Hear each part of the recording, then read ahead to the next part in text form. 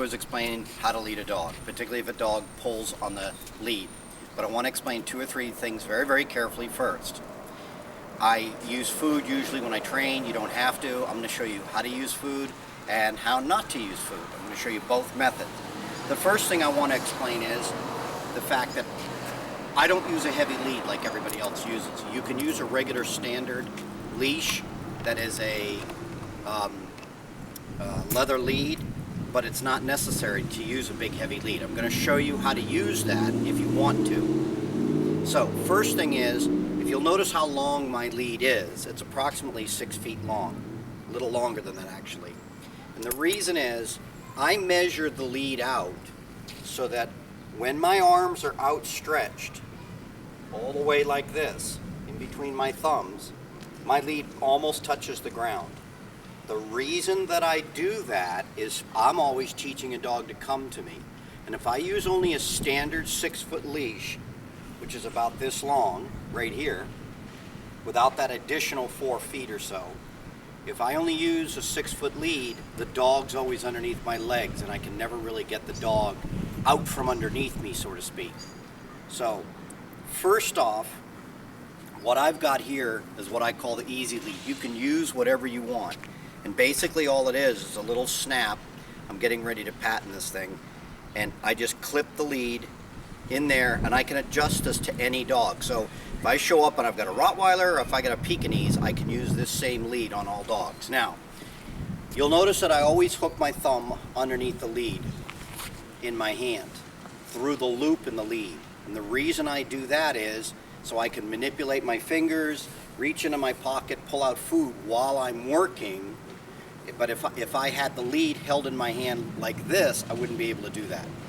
This just gives me the ability to reach around and do other things I need to do, and I'm always give the dog a hand signal or whatever, and I've always got the lead in my hand. So, first thing is, for the beginner, you may just want to use the standard 6-foot lead. For me, that's not comfortable, so I don't use that. I want that dog on the end of the leash, and I'm going to get a dog out here in a moment, so I can always teach the dog to come to me. The first thing I teach the dog, if you'll notice my hands, and again, you don't have to do this the way that I do it, but I strongly suggest that you do, because it's really the most comfortable. As you can see, the whole time I've spoken to you, I've been able to use my hands because it's hooked around my thumb. You never ever want to slip the lead over your hand. You never ever want to do this, particularly with a larger dog. The dog takes off, gets tangled up, gets in a dog fight, you're going to be in the middle of it and you're not going to be able to get out of the fray. So the bottom line is, the very first thing I do is, again, like I say, I hook the lead over my thumb. The second thing I do is I bring my other hand right to this position. And what I'm basically doing is, I'm always just feeding this lead, my right hand away from me, and even when I pull the dog, I don't pull the dog with my arms like that. I don't pull the dog like this. I use the center mass of my body, that is my hips, to control the dog. If you've got a dog on a lead and the dog begins to pull on the lead and gets ahead of you and your arms are extended like this, particularly if you're a woman or a lighter person, you're going to have to overcompensate by pulling the dog all the way back. Usually with a larger breed of dog, Rottweiler, German Shepherd, an aggressive dog, even a large Labrador, you're never ever going to be able to recoup that. That dog's going to learn that behavior to pulling, and then you're always going to be pulling and trying to pull back, pulling and try to pull back. And what I'm going to try to get you to do today is not even go there. I want you to try to practice by keeping the lead in close to your body and into your hip, and always stepping off, using your hips, using your whole body mass, your whole body, to pull the dog, rather than trying to, like a spring, bring your hands back all the time. Pulling out and pulling back. I don't want you to do that. Once the dog begins to pull on the lead, you've already begun to get a problem. I want to show you today how not to even get the dog to pull. You're going to do that by observing the dog's behavior. The dog's going to be on your left-hand side. It doesn't matter. You can lead him on your left, lead him on your right, but for today, we're just going to start on the left-hand side. Later, I allow the dog anywhere I want. In the beginning, you have to start somewhere, so we start with the dog on the left. I try to keep the dog's shoulders, its chest, right at my leg level. If the dog's behind me too far, he can't read my hand signals. If the dog's ahead of me, the dog can't read my hand signals. I don't believe that the dog cannot walk in front of you because you're not dominant. I don't believe in all that. You go through the door first and all that kind of stuff I think is nonsense.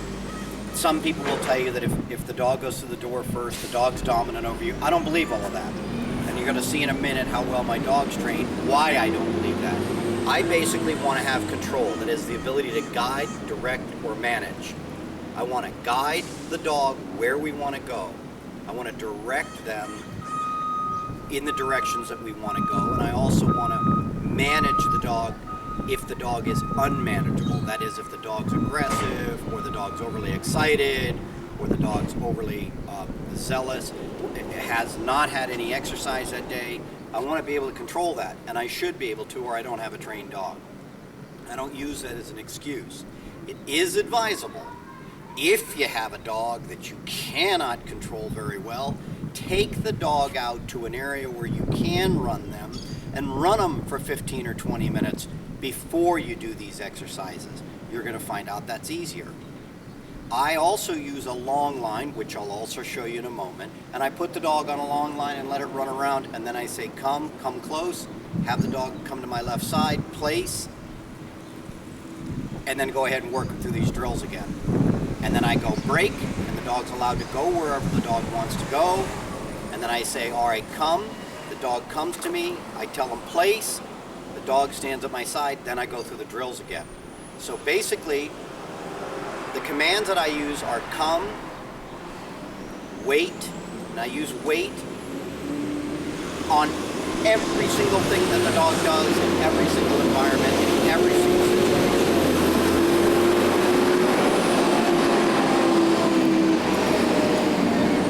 So the first thing we're going to do is we're going to hold the leash correctly. We're going to not ever let the leash get 4 to 6 inches away from our body. If we do that, we've already started a problem.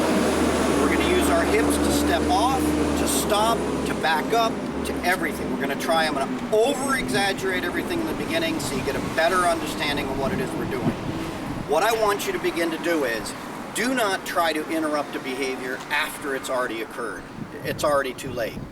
Try to get it in your head that you're going to interrupt that behavior before it ever even begins. Don't try to stop it, or as a lot of people use the term correction. They'll say, I'm going to use a correction. You're going to use a correction on the dog. Well, you can't correct the dog after something's occurred. Dogs aren't children. You can't tell them to restart over again. Once the behavior's already done, you can't unring the bell, so to speak. So what I'm going to show you today is how to watch the dog so the dog does not get in a situation where the dog's going to break. You want to look at your dog on your left-hand side, always be cognizant of where the dog is. I actually, even when I'm not looking at the dog, can feel the dog through this part of the lead. I can feel the dog with my left hand, and I know from that whether or not the dog's going to pull or not. I can usually feel it way before they even start. Now, you're going to start all your drills inside your home.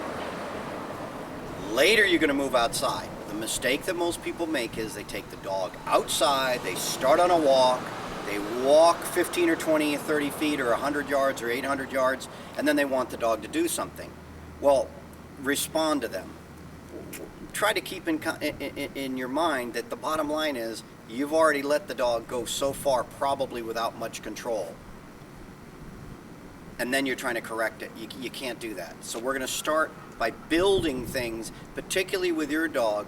If you've been with your dog for a year, 6 months, or 3 months, that dog's already learned the wrong way more than likely, or you wouldn't want this tape.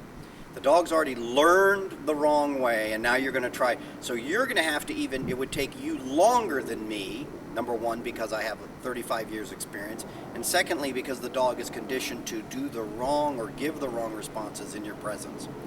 So let's back up. First thing we're going to do is hold the lead correctly. Second thing we're going to do is have the dog stay at our side. Later, we're going to break from that. We're going to break from all that. But in the very beginning, you're going to stay in a very, very small, possibly a 4x4 area, and you're not even going to move out of that until you're beginning to get the correct responses. I'm going to show you with food and without food.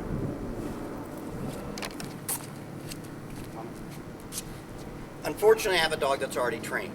If I didn't have a dog that was trained, obviously I wouldn't bring it outside without the proper leash. This leash, as you can see, I can't extend my arm all the way. This is only it's like a standard, what they would call a 6-foot lead. It's actually a little longer than 6 feet, but this is a standard 6-foot lead. The reason I don't like this, now you may want to use this with your German Shepherd when you first start out, but for me, the reason I don't like it is it's too short. And I like to let my dog go because I'm always working on the recall. I'm always working on getting the dog to come. But in the beginning, you take your loop right here. You're going to stick your hand through the loop. Now, there's two things you can do. You can always switch it to this position if that helps you get stronger by just flipping it over in your hand. That's all you're going to do. Do not stick it through your hand like I said. Second thing, I hold the dog like this. I can reach down and grab the lead here. You'll notice what my left hand is doing. My left hand also, it's doing the identical thing, if we were to switch hands, that my right hand is doing. So your thumb is always up. You're always going to pull it through this hole. I'm going to show you why I do that. So first off, I don't use a short lead like this. It doesn't mean I can't use a lead like this. I just prefer not to. You might want to use a lead like this because this won't injure your hand. But I'm going to show you how not to injure yourself if you get the right responses anyway. So a lot of people have a tendency to go with heavier hardware, tighter collars, harder everything, more severe as I would call it, because they can't get the correct responses the correct way to begin with. So honestly, going to those more severe things isn't going to solve your problem. Remember, our goal is to off-lead walk, off-lead heel, off-lead recall. So we really want to get away from this heavy equipment, so to speak. That's why I started going with this. First thing I teach my dog is to come to me. And what I do is I tell the dog come, but I also have a secondary command. I say in my arms. When I do that, the dog learned that the dog has to come to me in my arms, and then I can slip the lead on the dog's neck. So I go like this, in my arms, and the dog comes right to this position, and then I put the lead on. And I'll give you that example again without the leash, and you'll see that she's actually trained. She's actually trained to do this. Back. So I do like this, and I say, in my arms. She comes right to this position, and I'm handing her a piece of food right there, and that's how you teach this in the beginning, and then I slip the lead on. I have no food in my hand, back, in my arms, and I just do that and snap the lead. That will solve half the problem you'll have if you have a dog that gets overly excited when you want to go outside for a walk and the dog's running around. Teach him in my arms. So in my arms, I put the lead on. I don't have this lead on tight.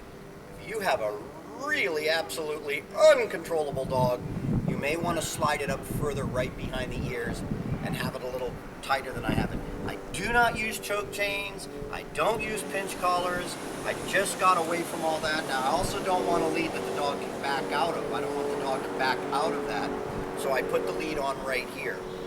Now, the first thing that you're going to want to do, get collected is what I call it, where everything is in your hands properly. You're going to want to, first thing, if your dog starts to pull, I want you to stop your feet right where they are. Do not move your feet. Don't go left, right, anything. The first drill you're going to do is hold the lead like I suggested. If I take my right hand, go to underneath my left hand and lock both my hands like this. I can keep my hands at my hip, and I can completely control this dog.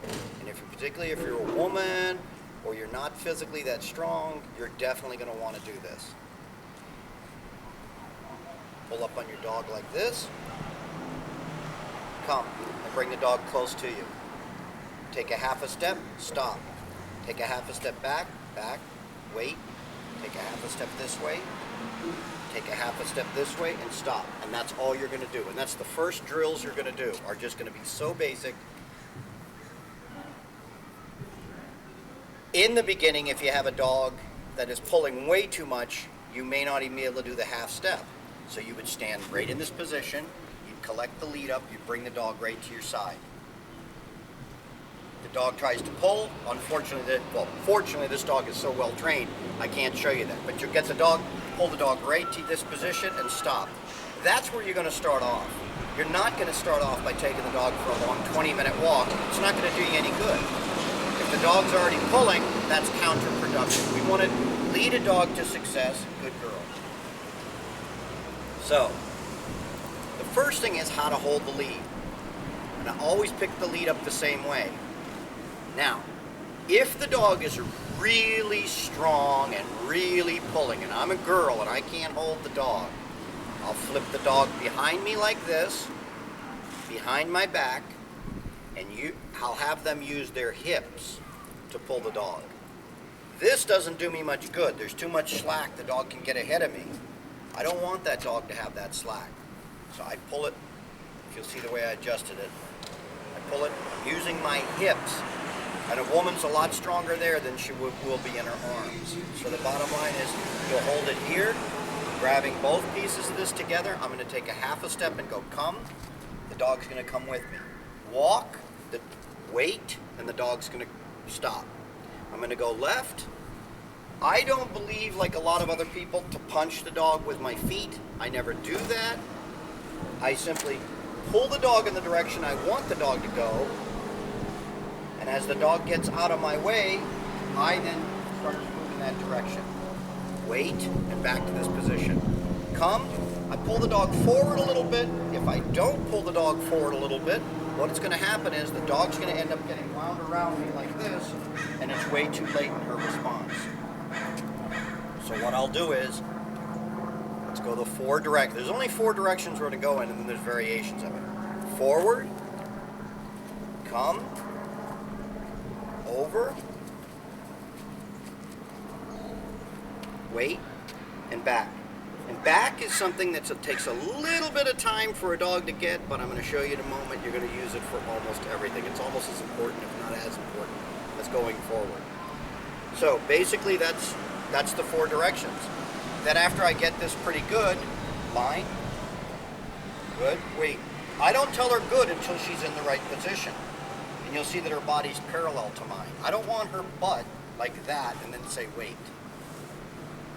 And that's what most people do.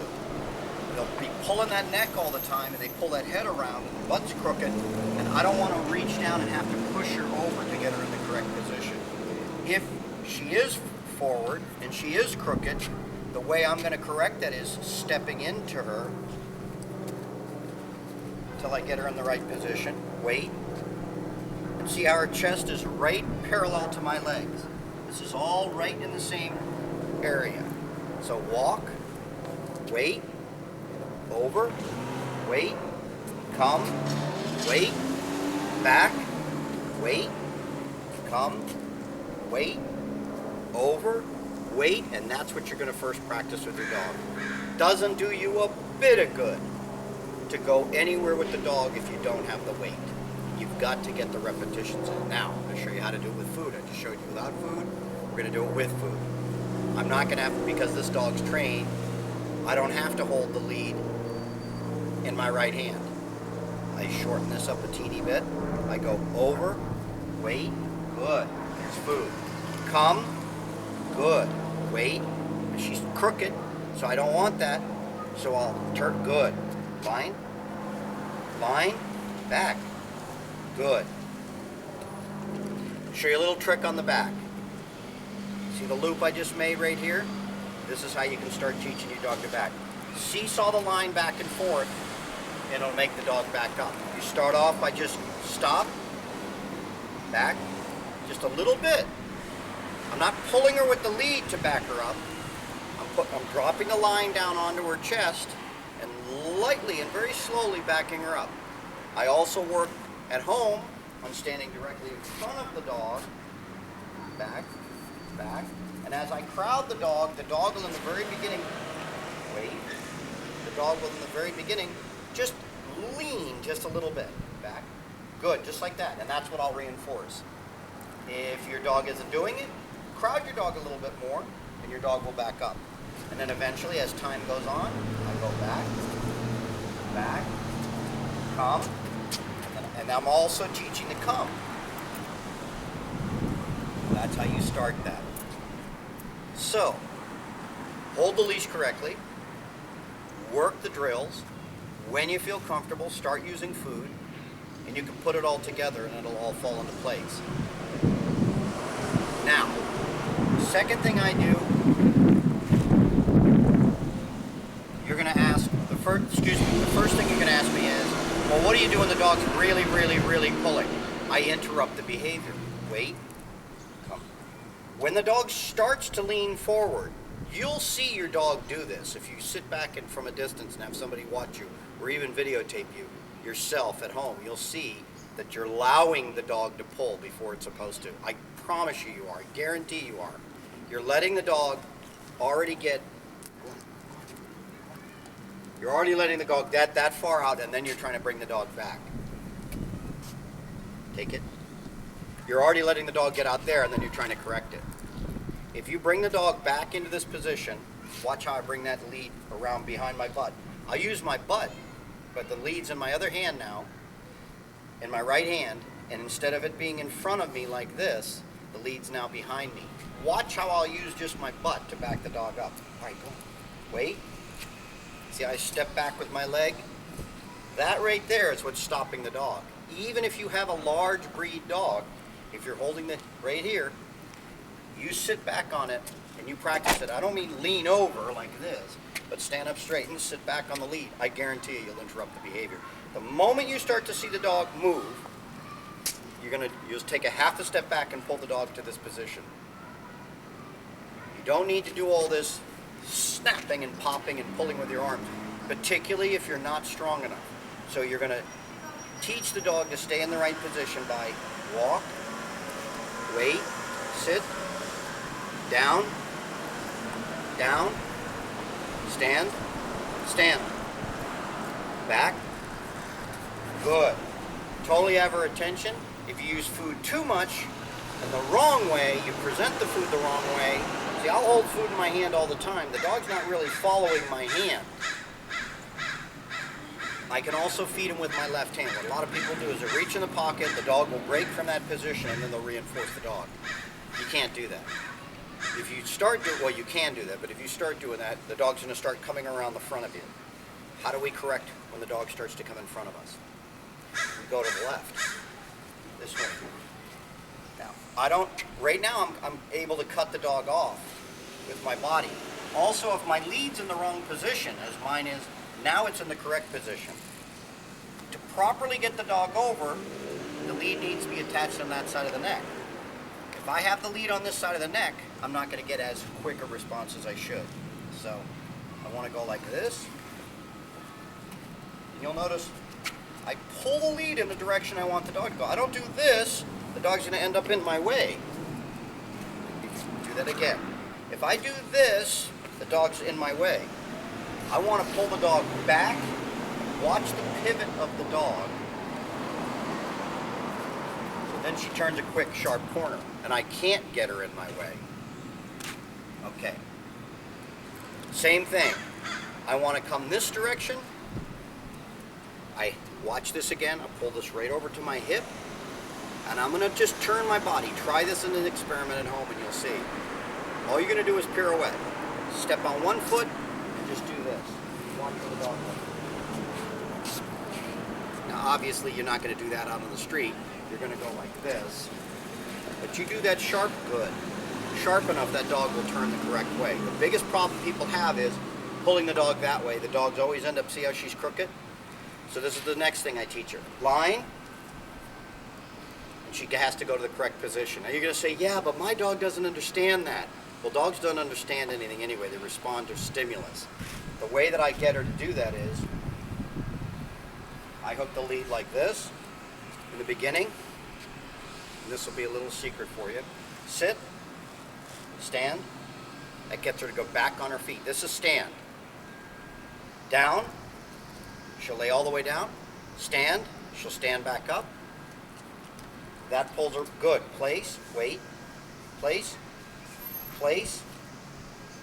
Wait. Good. Walk. Wait. Back. Line. Good. Walk. So if you'll notice, I exaggerate everything in the beginning, trying to show you the right way to do this, because eventually what we're going to want to do is, we have no lead on the dog. When I make the transition to no leash on the dog, what I want to do is, I hook this little loop right here. Don't expect your dog to understand this or get this the first time out of the box. You're going to practice this at home, in a controlled environment, in your living room, or in your kitchen, right before dinner time, or once or twice a day, until the dog becomes accustomed, because most dogs will turn around and try to get the lead off. Sit, stand, back, wait, down, down, down. Good. Stand, back, wait, walk, wait, come, walk, walk, walk, come, come. Now you'll notice that since I'm not pulling the dog by the neck, I'm able to see if I'm getting the right responses on the dog. But if I pull the dog by the neck, I'm always going to have to be pulling the dog. How am I going to wean, I guess, myself off of the leash around the neck? And that's what I'm trying to show you. You do this, it gives you that added extra safety. Your dog becomes unruly, real quick, just snap that back over and you're back to your original position. Sit. Then I kind of trick the dog down, stand, walk, wait. Once I start back, start getting good, right? And I start getting these responses really, really well with the dog, wait. Then I can go ahead, and you got to remember, it took me 3 years to get this dog to this position. You're not going to do this in a day. You're not going to do this in 3 days. Give yourself the in-house 20 minutes a day training for at least a week. All right, walk. Wait. Line. Walk. Wait. Back. Wait. Line. Wait. Over. Over. See, actually, she works better without the line. She works better without the lead. The reason is I'm not in her way. I'm not restraining her. I'm not holding her back. Come. Come. Come. Wait. Back. Wait. Come. Slow. Wait. Back. Wait. Feet.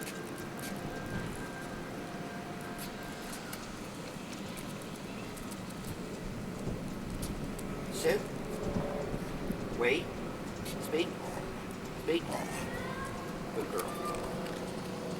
So, what I'm going to do now is, I'm just going to take the dog for a quick walk and show you. Then I start going to figure eights and patterns. But basically what you're going to do is what I've already said. Put the lead on the dog, take one step forward, stop. One step over, stop.